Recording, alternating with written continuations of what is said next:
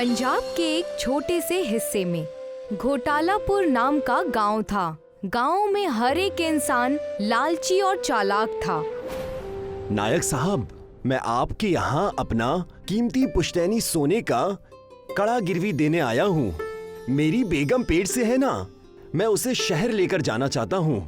क्या आप मुझे थोड़े से पैसे दे सकते हैं? पैसे तो मैं दे दूंगा, लेकिन ब्याज समय पर देना होगा। मैं जानता हूँ, इसीलिए मैं आपके लिए सोने का कड़ा लेकर आया हूँ। मैं इस कड़े के बदले तुम्हें 100 मुद्राएं दे सकता हूँ, उससे ज्यादा नहीं। मेरी बेगम के इलाज के लिए मुझे इतने ही पैसे चाहिए। मैं आपके पैसे जल्द से जल्द लौटा दूंगा और आपसे मैं सोने का कड़ा लेकर चला जाऊंगा। याद रखना, 3 महीने से ज्यादा हुआ तो मैं तुम्हें ये कड़ा नहीं दूंगा। नायक उसे 100 मुद्राएं दे देता है और ख्यालों में डूब जाता है। ये कड़ा तो 1000 पैसों की लग रही है। मैंने उसे तो बस 100 पैसों में निपटा दिया। अब ये चीज तो उसे मैं दोबारा दूंगा नहीं। पूरे 3 महीने बीत चुके थे। तब नंदन नायक के पास गया और कहने लगा, नायक साहब, ये लीजिए आपके 100 पैसे। अब मुझे मेरे सोने का कड़ा दे दीजिए। कौन सा कड़ा? अरे तुम तो मुझसे पहले ही ले जा चुके हो, याद नहीं है क्या तुम्हें? ये कैसा मजाक है? मेरे पास बस एक वही पुश्तैनी कड़ा रह गया था जो आपने मुझसे ले लिया। मेहरबानी करके मुझे वो कड़ा दे दीजिए। अरे देखो तो कैसे झूठ बोल रहा है। तुम्हें कड़ा ले जाते हुए मेरे नौकर ने भी देखा है। हाँ, तुम उस दिन कड़ा लेकर तो गए थे, अब यहाँ पर क्यों आए हो? ये सरासर नाइंसाफी है। आप मेरे साथ गलत कर रहे हैं। ऐसा नहीं हो सकता। मैं और मेरा परिवार भूखे मर जाएंगे अगर आपने ऐसा किया तो। इसे घर से बाहर निकाल दो। मैं ऐसे झूठे और मक्कार को हमारे घर में आने ही मत दो। नंदन रोते हुए वहाँ से चला गया। हे मालिक, ये कैसा अन्याय है। ना घर बचा ना गहने बचे। मेरी गर्भवती बेगम को मैं कैसे पालूंगा? हाँ हाँ, इसे नीचे करो। लगता है और मजदूर लगेंगे। घर बहुत बड़ा बनाना है और ये तुम्हारे बस की बात नहीं है। आज घर में खाने के लिए भी पैसे नहीं है। मैं खाली हाथ घर नहीं जा सकता। मेरी बेगम गर्भवती भी है। साहब, क्या मुझे यहाँ पर काम मिल सकता है? मैं बड़ी परेशानी में हूँ। तुम्हें काम आता है? एक काम करो, आज सिर्फ तुम ईंटें ढो। ईंटों की इस बड़ी ढेर से इन्हें निकाल कर मजदूरों तक पहुँचाओ। शुक्रिया, मैं मन लगाकर काम करूँगा। नंदन उन ईंटों को एक टोकरी में रखकर उन्हें मजदूरों के पास पहुंचाने लगा। लेकिन पेट में खाना न होने की वजह से नंदन उसी ईंटों के ढेर में गिर गया और सारे ईंट उसके पैरों पर गिर गए। मेरा पैर! हाय, मेरा पैर! ए मालिक, बचाओ, बचाओ! मुझे यहाँ से बाहर निकालो। नंदन को ईंटों में दबा देखकर सारे मजदूर उसके करीब पहुँचे। मुझे मेरे घर ले चलो। मुझे मेरी बेगम के पास ले चलो। नंदन को मजदूर उसके घर लेकर जाते हैं। ये सब कैसे हो गया? हाय, मेरी किस्मत फूट गई। हे मालिक! सब मालिक संभाल लेगा। हमें कुछ दिन गुजारने हैं, सब ठीक हो जाएगा। नंदन और पायल दूसरों से मांगकर अपना घर चलाते रहे, लेकिन उनका गुजारा ठीक से नहीं हो पा रहा था। अब से मैं ईंटें ढोने का काम करूंगी। मुझसे मेरे होने वाले बच्चे और आपकी तकलीफ देखी नहीं जाती। मैं तुम्हें मना तो करना चाहता हूँ, लेकिन मैं क्या करूँ? मैं मजबूर हूँ। मुझे कुछ भी समझ में नहीं आ रहा है। हम आगे अपनी जिंदगी कैसे संभालेंगे? एक गर्भवती बेगम का जिस तरीके से ध्यान रखना चाहिए, मैं नहीं रख पाया। मैं अपना पूरा ख्याल रखूंगी, आप मेरी फिक्र मत कीजिए। पायल पेट से होने के बावजूद उस ठेकेदार के पास काम मांगने चली गई। मैंने सुना है कि आप बहुत रहमदिल हैं। क्या आप मुझे यहाँ पर नौकरी दे सकते हैं? तुम तो उस नंगड़े की बेगम हो ना। इस हालत में तुम काम कर पाओगी? मेरी बस हालत ही खराब है मालिक। हौसला तो एकदम बुलंद है। अच्छा, इस हौसले को लेकर तुम इस ईंट की ढेर के पास चले जाओ और वहाँ जाकर 2-2 ईंटें यहाँ लाकर दे दो। ठेकेदार के इतना कहते ही पायल उन ईंटों के ढेर से ईंटें उठाने लगी। उतने में ही एक ईंट के नीचे छुपे हुए एक बिच्छू ने पायल के पैर पर काट लिया। आ, आ, बिच्छू बिच्छू बिच्छू ने काट लिया। उसे चीखता देखकर वहाँ ठेकेदार और बाकी मजदूर उसके पास चलकर आ गए और कहने लगे, क्यों गला फाड़ रही हो? तुम दोनों मियाँ बीवी के लिए ये ईंट है या अपशगुन? जाओ, इसे भी इसके घर पर छोड़ दो। मेरे पैसे मुझे दे दीजिए, मैं यहाँ से चली जाऊंगी। आधे दिन तो मैंने यहाँ पर आपका काम किया है ना, तो कम से कम आधे दिन की मजदूरी ही दे दीजिए। ठेकेदार ने पायल को पैसे दे दिए और कुछ सब्जियां खरीद कर वो घर चली गई। उस दिन मेरे पैर पर ईंटें गिरे, आज तुम्हें बिच्छू ने काट लिया। वो तो ठेकेदार साहब की मेहरबानी थी कि उन्होंने थोड़े पैसे मुझे दे दिए। जब से उस बिच्छू ने मुझे काटा है, मुझे बेहद अजीब महसूस हो रहा है। पता नहीं क्या हो रहा है। मैंने बूढ़ी काकी से जाकर खुद को झड़वाया भी था, लेकिन न जाने क्यों बेहद अजीब महसूस हो रहा है। तुम बेफिक्र होकर सो जाओ, मैं बाकी का सब देख लूंगा। पायल और नंदन बचा खुचा खाना खाकर सो जाते हैं। अगले दिन जब पायल उठती है तो उसे बहुत ही हल्का सा चक्कर आ रहा होता है। मेरा सर घूम रहा है, पता नहीं क्या हो गया है मुझे। उठकर पानी पी लो, शायद अस्पताल जाने का वक्त आ गया है। खुशखबरी भी हो सकती है। जैसे ही उठकर पायल ने स्टील की ग्लास को छुआ तो वो ग्लास ईंटे का बन गया। ये कैसे हो गया? ये ग्लास ईंट की कैसे हो गई? अजी, अजी सुनते हो? पायल उस ईंट का ग्लास लेकर अपने शौहर नंदन के पास चली गई और वहाँ जाकर नंदन को सारी बातें बताने लगी। ये जरूर उस जादुई बिच्छू के काटने से हुआ है। उसी की मदद से तुम्हारे अंदर ये बदलाव आए हैं। इस चमत्कार से तो तुम मेरे पैर भी ठीक कर सकती हो। मुझे उस जादुई बिच्छू से किसी भी चीज को ईंट में बदलने की रहमत मिली है। तो देर किस बात की, शुरू करो। पायल ने ईंट को अपने हाथ में उठाया और नंदन के अपाहिज पैर पर ईंट रख दिया। जैसे ही ईंटों को पैर से छुआ ही था कि एक बड़ी सी रोशनी नंदन के पैरों पर आ गई और उसके पैर ईंट के बन गए। ये तो कमाल हो गया, मेरे पैर वापस आ गए। हे मालिक, तेरा लाख लाख शुक्र है। और वो गांव में जाकर गांव वालों को अपने ईंटों के पैर दिखाने लगा।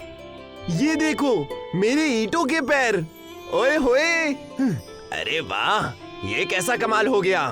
नंदन उन्हें सारी बातें बता ही रहा था, ठेकेदार वहाँ पर भागता हुआ आ गया और कहने लगा, मुझे बचा लो, मुझे बचा लो, मुझ पर ईंटें चुराने का इल्जाम लगा है, जिस वजह से दूसरे गांव वाले मुझे मारने के लिए आ रहे हैं। आप उसकी फिक्र मत करिए, मैं उन्हें देख लूंगी। मारो इसे, इसने सारी ईंटें चुरा ली है, कहीं का नहीं छोड़ेंगे हम तुम्हें। हाँ हाँ, कीमा बना देंगे, हड्डी पसली एक कर देंगे। तुम्हें ईंटें ही चाहिए ना, उसकी फिक्र मत करो। इतना कहकर पायल ने अपना हाथ आसमान की ओर बादलों की तरफ कर दिया। पायल के हाथ आसमान की तरफ जाते ही चारों तरफ ईंटों की बारिश होने लगी। ये क्या है? ये खातून पागल हो गई है, ईंटों का आसमान बना दिया। बचाओ! इन ईंटों में से अपनी ईंटें ले लो, चली जाओ हमारे गांव से। तुमने तो कमाल कर दिया, इन ईंटों से हमारी सारी तकलीफें दूर हो सकती हैं। मैं तुम दोनों से अपनी गलती के लिए तुमसे माफी मांगता हूँ। कुछ ही दिनों में पायल ने अपने बच्चे को जन्म दिया। नंदन और पायल ने मिलकर ईंटों का कारोबार शुरू कर दिया। अब सब कुछ मालिक की रहमत से ठीक चलने लगा। आनंदपुर गांव में एक लाला जी थे। उनकी अंगूरों की खेती थी। उसकी रखवाली उनका नौकर बलदेव किया करता था। लाला जी कभी कभार वहाँ आया करते थे। क्यों बलदेव, सब कुछ कैसा चल रहा है?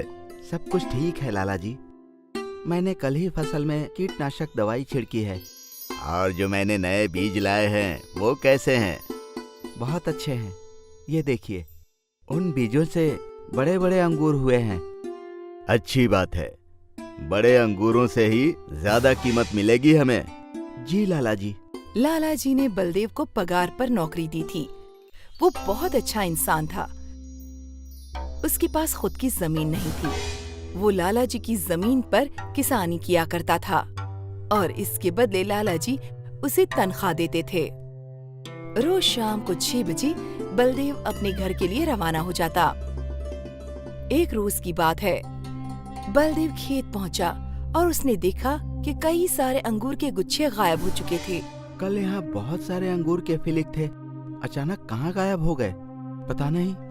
लगता है मुझे कुछ एहसास हुआ होगा कि यहाँ अंगूर लगे थे। खैर जाने दो। बलदेव ने ये बात अपने दिमाग में ज्यादा देर नहीं रखी और वो रोज की तरह अपना काम करने लगा और शाम होते ही वो घर के लिए रवाना हो गया। अगले दिन भी वही वाकया हुआ।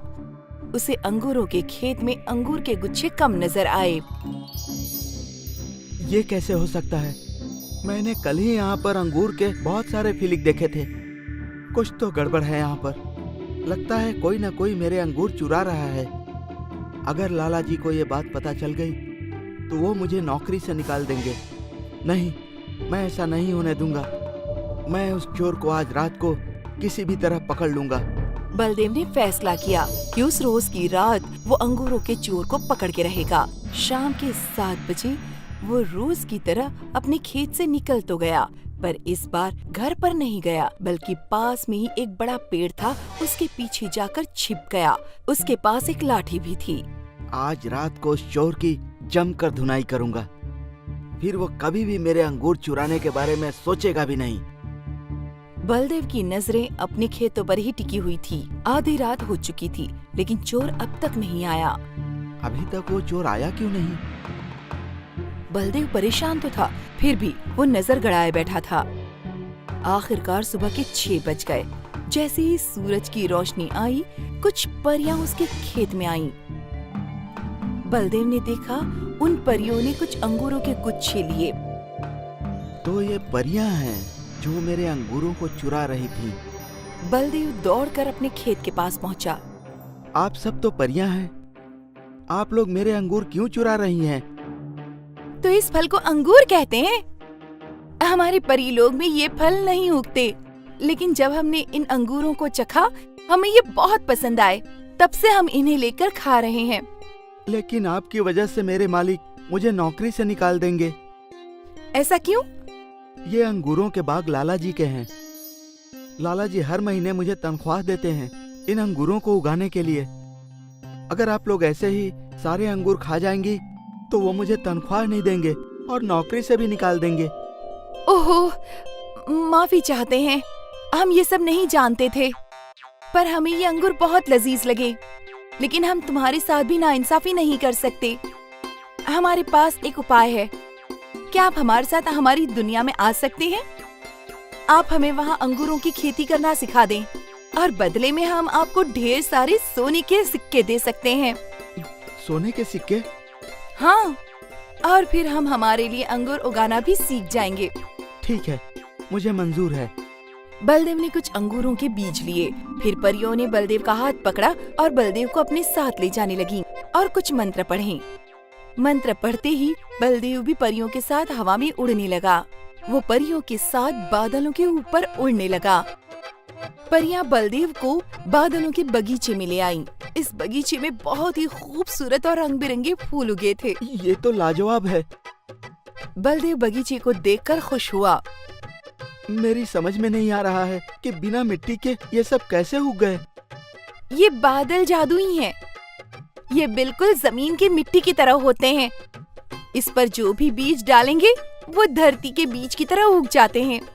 बलदेव ने उन बादलों पर अंगूर के कुछ बीज डाले और उसके देखते देखते अंगूर फूटने लगे। काश धरती पर भी ऐसे आसानी से पौधे उगाए जा सकते। अंगूरों के पौधों को रोज पानी देना पड़ता है और तो और इनकी जांच भी करनी पड़ती है कि इनमें कोई कीड़े न लग जाएं। एक परी ने जादू किया और उनके सामने एक छोटा सा बादल आ गया। अब ये बादल इन अंगूरों को पानी देगा। धरती पर पौधों को कीड़े लग जाते हैं, पर यहाँ वैसा नहीं होता। यहाँ मिट्टी नहीं है ना। हाँ, वो तो मैं भूल ही गया था। अब हम क्या करें? कुछ नहीं, वक्त पर पानी और अच्छी खुराक देने से ये पौधे अपने आप अंगूर उगाएंगे।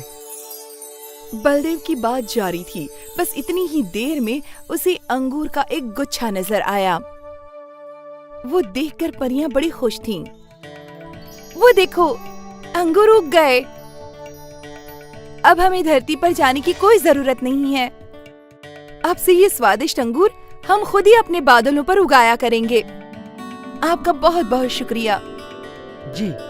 परी ने फिर से कुछ जादू किया और बलदेव के हाथ में एक बहुत बड़ा घड़ा था जिसमें सोने के सिक्के थे। इतनी सारी सोने की मोहरें एक साथ देखकर बलदेव की आंखें चौंधिया गईं। हमें जब भी आपकी जरूरत महसूस होगी हम आपसे मिलने आ जाएंगे। हाँ हाँ। परियों ने जादू किया और बलदेव परिलोक से गायब हो गया। वो वापस उसी अंगूरों के खेत में था जिसकी वो रखवाली किया करता था। बलदेव वो मटका लेकर अपने घर पहुंचा। इतने सारे सोने के सिक्के कहाँ से मिले आपको? बादलों पे खेती करने के लिए परियों ने दिया है। परियां? बलदेव ने अपनी पत्नी को सारा किस्सा बताया। आपकी ये दोनों बातें सुनकर मुझे यकीन नहीं हो रहा। एक तो ये कि हम अमीर बन गए और दूसरी ये कि बादलों पर भी खेती हुआ करती है। अब तुम मानो या ना मानो, लेकिन हकीकत यही है। बलदेव ने एक बड़ा सा घर खरीदा और साथ ही साथ अपनी खुद की जमीन भी। इस जमीन पर उसने भी अंगूरों की ही खेती की। अब उसे पैसों की बिल्कुल भी फिक्र नहीं थी। वो ऊपर वाले का शुक्रगुजार था। बादलों पर खेती करने से उसकी किस्मत ही बदल गई।